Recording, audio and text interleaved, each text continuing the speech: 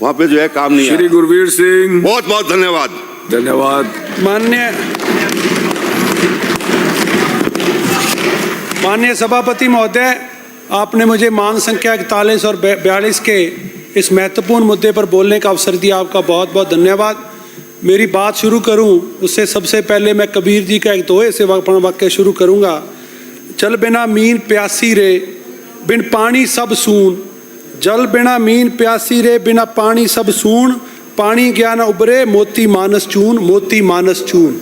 आज राजस्थान हमारा ऐसा प्रदेश है जो पूरे देश की भौगोलिक स्थितियों से हमारे लिए चुनौतियां पूरे देश से अलग हैं, हमारे लिए कठोर हैं और हम पानी के बहुत से अलग अलग स्रोतों पर निर्भर हैं। मैं देश की बात करूं तो आज दुनिया की जनसंख्या का भारत 18% पॉपुलेशन इस देश में है, पर हमारे जो वाटर रिसोर्सेज हैं वो मात्र 4% हैं। इसके अलावा भारत का जो per capita availability of water है वो 1947 में जहां 6042 क्यूबिक मीटर था, आज 2021 में 1486 है, जिसमें 75% हमारा डिक्लाइन हुआ है।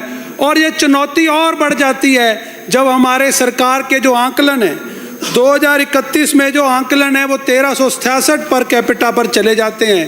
तो सरकार केंद्र की हो, राज्य की हो, किसी भी दल की हो, हमारी चुनौतियां और बढ़ जाती हैं।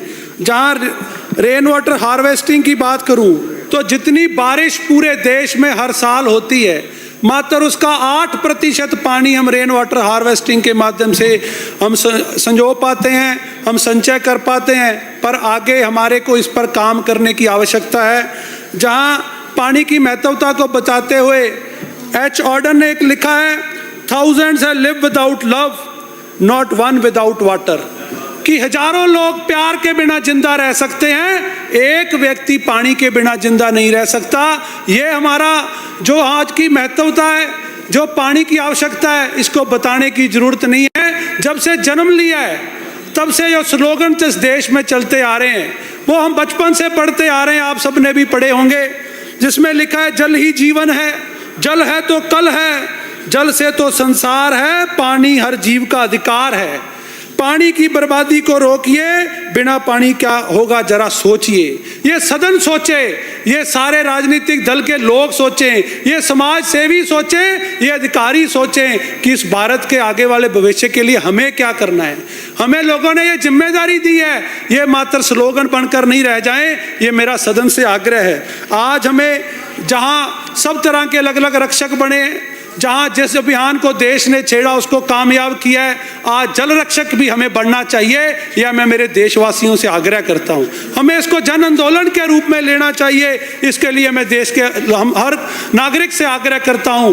इसको प्रधानमंत्री मोदी जी ने इस पिछले 11 साल के कार्यकाल में बहुत सी योजनाएं शुरू की हैं, चाहे प्रधानमंत्री किसान सिंचाई योजना हो, जिसमें तकरीबन 100 प्रोजेक्ट्स पर काम किया गया, जिसके माध्यम से तकरीबन 24.35 लाख हेक्टेयर हमारा एडिशनल एग्रीकल्चर लैंड क्रिएट हुआ, और जिससे हम की पानी का बचत करके पानी की हम उसकी जो क्वालिटी है उसको और हम काम कर सकें, इसके लिए हमें काम करने की आवश्यकता है। और प्रधानमंत्री जी ने इसको एक्सटेंशन देते हुए PMKSY का तकरीबन 94,000 करोड़ रुपया आज भारत की सरकार ने सैंक्शन किया है। और मैं जहां इरिगेशन की एफिशिएंसी पर MS स्वामीनाथन जी की रिपोर्ट्स पर अगर पढ़ेंगे तो आज से कम 30 साल पहले उन्होंने इसके हमें आगाह किया और ज़्यादातर सरकारें उस पर काम नहीं कर पाई। पर जो भी हमारे लिए आज जो एफिशिएंसी बढ़ाने में आज ओवरऑल एवरेज इरिगेशन एफिशिएंसी जो मात्र 38% है, इसके ऊपर हमें काम करने की आवश्यकता है। नए खाले हो, नई लाइनिंग हो, नहरों का खाड़ों का सुधार हो, ताकि कि हम इसका बचत कर सके।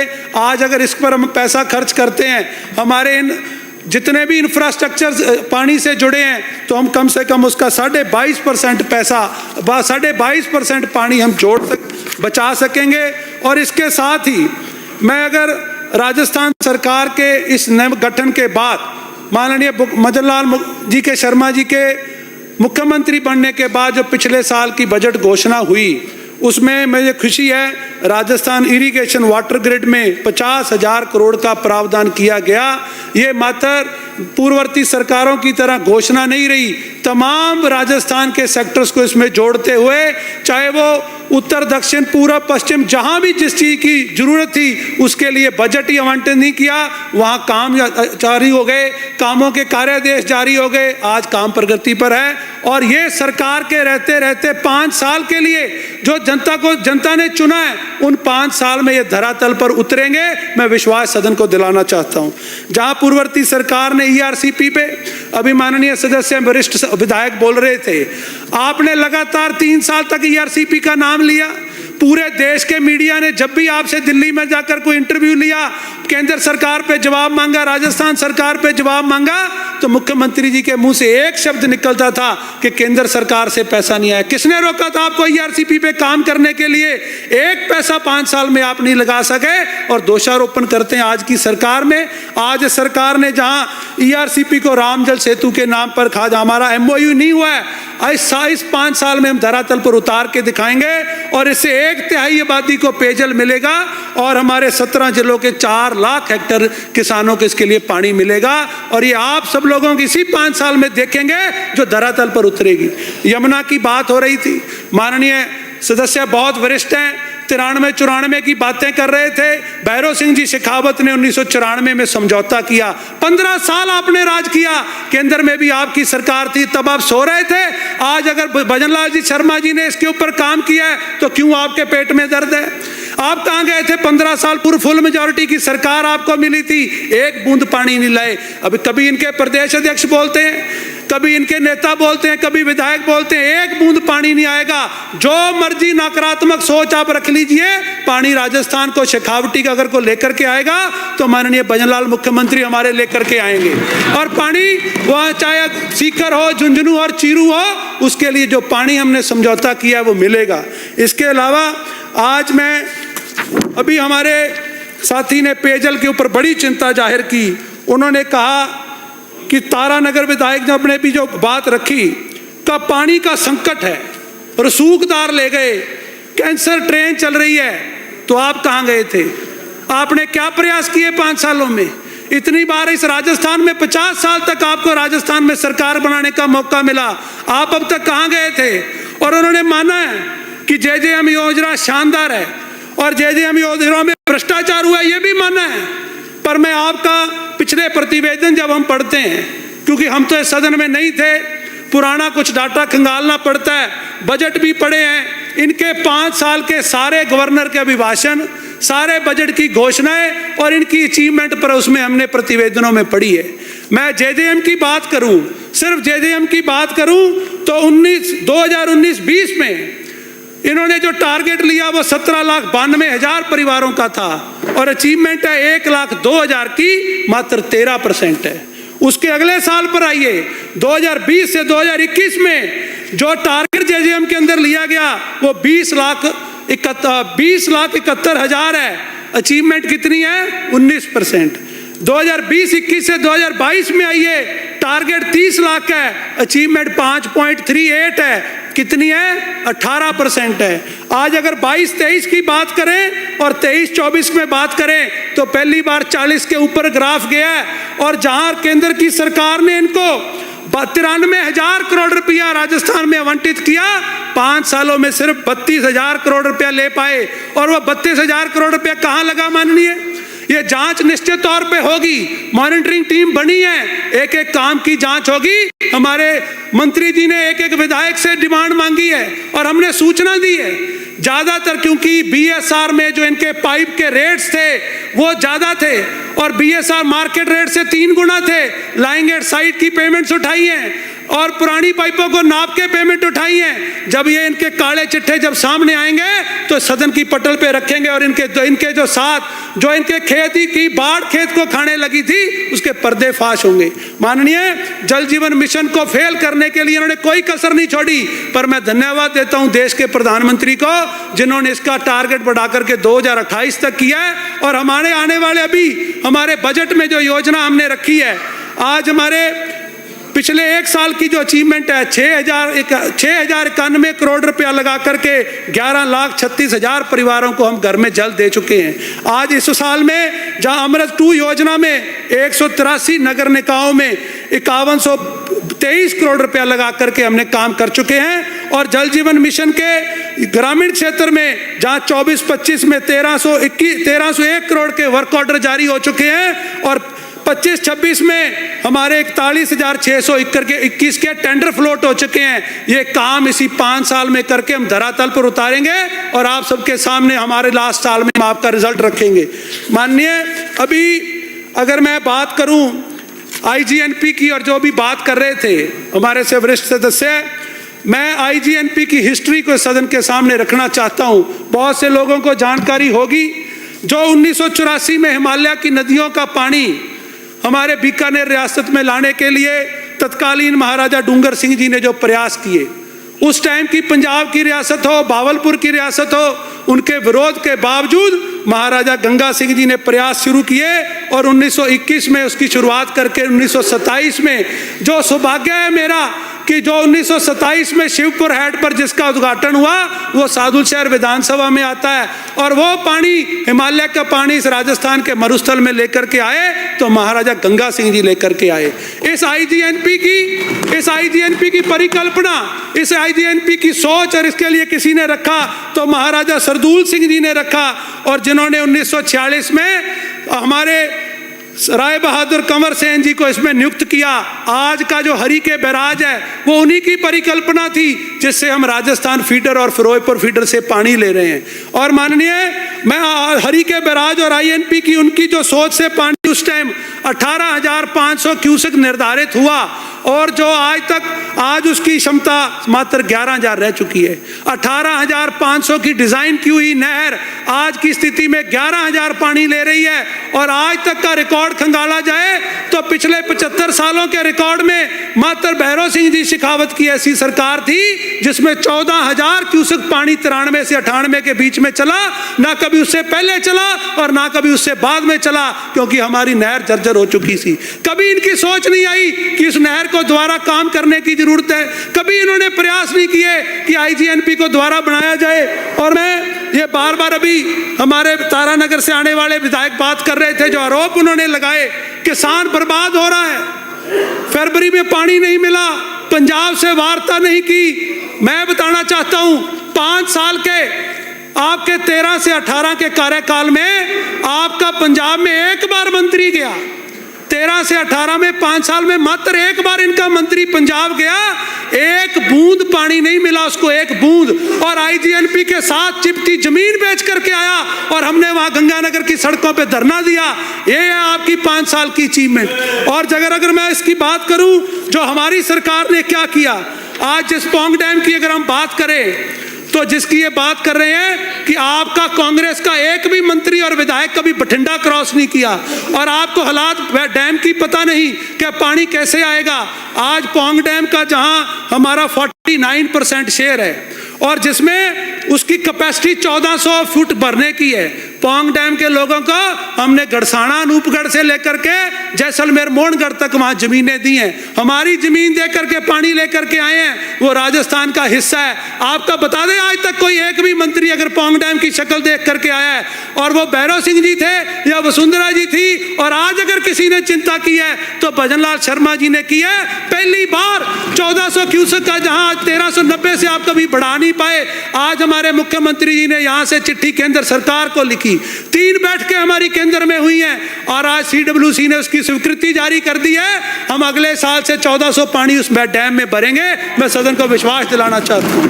और आज की अगर पौंग डैम की बात करूं, 21 सितंबर की बात कर रहे थे जब रेगुलेशन तय होता है, आप कभी रेगुलेशन की मीटिंग में नहीं गए। 5 साल इनकी सरकार रही, अखबार गवाह है, कांग्रेस का कोई एमएलए रेगुलेशन की मीटिंग में जाके नहीं बैठा, ये ज्ञान बांट रहे हैं। और मैं आज की हकीकत बताता हूं, पौंग डैम में मात्र 60% पानी है। कभी जाकर के देखिए, आंकड़े चेक करिए, उसके बावजूद हमने 5-5 बारियां आज गंगानगर से लेकर के जैसलमेर तक किसानों को देने का प्रयास किया है। हमारी सरकार ने बात की है, मुख्यमंत्री जी ने मुख्यमंत्री से बात की है, हमारे सेक्रेटरी टू सेक्रेटरी बात हुई है, मैं खुद जाके इरिगेशन मिनिस्टर से मिल के आया हूँ, कैसे पानी लाए हैं वो आपको सपने में भी नहीं सोच सकते। और ये पहली बार नहीं है, आज से पहले जब अकाली दल की सरकार हुआ करती थी, वसुंधरा जी ने एक डेलीगेशन गंगानगर के हारे जीते सभी एमएलए का बना करके भेजा, तब भी हम प्रकाश सिंह जी बादल से पानी लेकर के आए थे, कैप्टन अमरिंदर सिंह जी से भी पानी यहाँ का रैप लेकर के आया था। पर आपकी सरकार में आज तक एक विधायक एक मंत्री दिखा दे, कोई रिकॉर्ड आपके पास हो तो दिखा दे, सदन की टेबल कर देना चाहिए। और मैं भाखड़ा डैम की बात करूं तो जो बेटर इनफ्लो से हमारा डिसाइड होता है, जब पानी का रेगुलेशन तय होता है, आज मात्र 19% पानी बेटर इनफ्लो में आया है, उसके बावजूद राजस्थान में पानी लेके आए हैं, हमारा शेयर नील है। आंकड़े उठा करके देख लीजिए, नील शेयर होने के बावजूद भी गंगानगर की गंग नहर हो, भाखड़ा हो, चाहे जैसलमेर बाड़मेर तक पीने का पानी पहुंचाने की बात हो, आज हमारी सरकार ने पानी पहुंचाया है। और माननीय, इसके अलावा आज रावी ब्यास की बात करें तो रावी ब्यास के पानी की बात हो, ये मानसून पर निर्भर है। स्टडी कीजिए, केंद्र सरकार ने इस पर स्टडी की है और पानी ग्लेशियर पिघल रहे हैं। हमारे लिए ग्लोबल वार्मिंग बहुत बड़ा एक चुनौती है। डैम पिछले अगर कैचमेंट एरिया में बारिश नहीं है, वहाँ जिस अनुपात में बारिश की उम्मीद लगा करके पंजाब हरियाणा बैठे हैं, हम उसके आखिरी छोर में बैठे हैं। और मुझे एक कथन याद है, एम.एस. स्वामीनाथन जी ने जो मानसून पर लिखा है, the farming is the riskiest profession in the world since the fate of the crop is closely linked with the behaviour of the monsoon.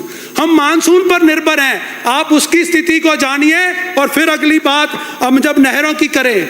और जो हमारे इन सालों में एक बार कांग्रेस की सरकार आती है, एक बार बीजेपी की सरकार आती है, और मैं दोनों की सरकारों के चिट्ठे आपके सामने रखना चाहता हूं। आज की जिस बात की इन्होंने बात की, आज वसुंधरा जी की सरकार थी और ऊपर मोदी जी की सरकार थी।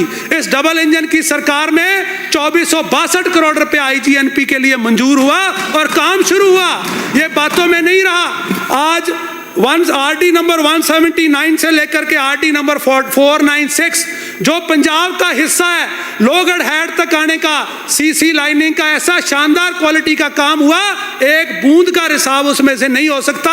500 माइक्रोन की पॉलिथीन फिल्म उसमें लगी और पूरा अधिकारी एसडीओ से लेकर के चीफ इंजीनियर तक को हमारे मंत्री और मुख्यमंत्री के आदेश से सारी सारी रात वहां बैठ के काम कराते रहे। और आज उसके बाद जो बचा हुआ पोर्शन है 0 आरडी से आरडी नंबर 179 जो हरी के बैराज से लेकर के पंजाब के हिस्से में, उसकी डीपीआर बनाने के लिए भी राजस्थान की सरकार ने आदेश कर दिया है। उसके बाद अगर लोहगढ़ हेड से मसीता वाली हेड 671 आरडी तक हमारे 200 से 12 किलोमीटर मात्र काम शेष बचा है, बाकी सारा काम भारतीय जनता पार्टी की सरकार के समय में हुआ है।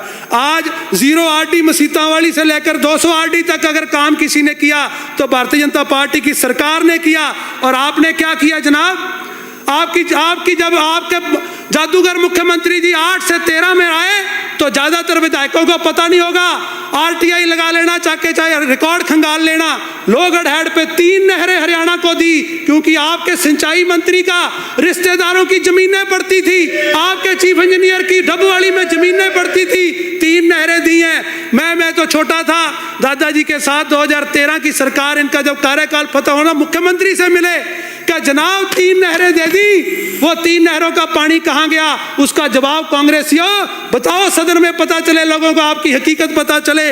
और इसके अलावा जो सबसे बड़ी चुनौती है, डीडवाना से आने वाले विधायक ने भी एक दिन प्रश्न लगाया, तारानगर वालों ने प्रश्न लगाया, शिव वालों ने प्रश्न लगाया कि हमारा पानी सीमित क्यों कर दिया गया? हमारा जब जो रकबा वहां गंगा लोहगढ़ से लेकर के जो पानी गरड़ा तक जाना था, उसका पानी कहां गया? जब ये नहर की सरदूल सिंह जी ने जिस नहर की परिकल्पना की थी वो 18,500 क्यूसेक की थी। उस 18,500 क्यूसेक में मात्र 1,200 क्यूसेक पानी औद्योगिक क्षेत्र के लिए रखा था। और आपने क्या किया? वो कितना पानी था? वो पानी मात्र 6.48 पानी औद्योगिक क्षेत्रों का था। और श्रीमान जी जब आप लोगों की सरकार थी 1574 क्यूसेक पानी दे दिया। वो किसानों का गला काट के पानी आपने दिया है। वो किसान का पानी था, वो पीने का पानी था। जिन्होंने आपकी जेब गर्म कर दी, जिन अधिकारियों की जेब गर्म कर दी, वो पानी किसानों का काट के उद्योगों को दे दिया। किसान आपकी मुंह की तरफ देखते रहे। और मैं जो आज सरकार ने दिया है, आज हमारे भाखड़ा की बात करूं, चाहे एसडीएस हो, साधु शहर में 92 करोड़ की नहरा देने का काम किया हो, भाखड़ा में 85 करोड़ का काम किया हो। अगर आईजीएनपी की बात आज आईजीएनपी और फिरोजपुर फीडर की 200 करोड़ का आपका बजट उठाना कांग्रेसियों, वो आपके बजट में लगातार 3 साल तक 200 करोड़ की घोषणा की, 1 रुपया नहीं लगा। आज हमारी सरकार ने डीपीआर मंजूर हो गई है, 3 बार हम पंजाब में जाकर के डीपीआर मंजूर करा कर लाए हैं और अगले साल से हमारा काम शुरू होगा। इसी कार्यकाल में फिरोजपुर फीडर बनेगी। अब हमारा बालेवाड़ा जीरो हेड से लेकर के खक्खा हेड तक 300 करोड़ रुपया अगर किसी ने दिया है तो माननीय मुख्यमंत्री भजनलाल शर्मा जी ने दिया है। इंफ्रास्ट्रक्चर पर पैसा लगा रहे हैं, 50 साल तक काम आएगा। इसके अलावा मैं मांग करता हूं कि आज जो हमारे 368 आरडी तक आपने खक्खा हेड तक पैसा दिया है, शिवपुर हेड जहां उद्घाटन 1927 में महाराजा गंगा सिंह जी ने किया था, उसको आरडी नंबर 423 तक ला करके उसको जोड़ दीजिए। 50 साल तक दोबारा उस नहर की तरफ देखना नहीं पड़ेगा। आज अगर एक टॉपिक रह गया साहब, पक्के खाड़ों का आपने क्या किया?